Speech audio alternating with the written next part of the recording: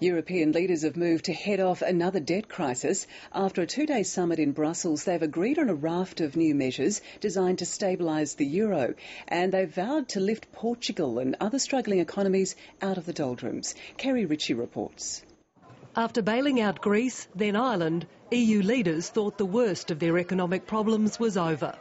I hope that we are going to successfully conclude on the negotiations about the future of the euro.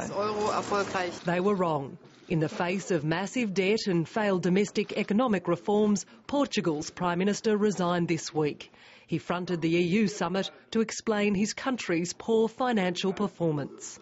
I hope the markets can understand that Portugal is a country very much engaged in the European Union and with the single currency.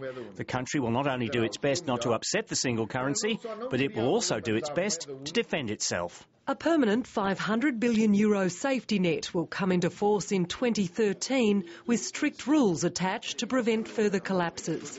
But the EU has delayed boosting the existing bailout fund. If I remember the situation 1 year ago, the progress we have made is gigantic, and we've been able to overcome all the crises. The leaders also discussed the ongoing conflict in Libya and agreed to sanctions to stop oil revenues flowing to Colonel Gaddafi. The European Union stands ready to initiate further sanctions, particularly measures now that lend themselves to preventing the Gaddafi regime getting revenue from gas or protection of the so-called oil embargo that has been imposed. The summit also looked at issues surrounding nuclear safety.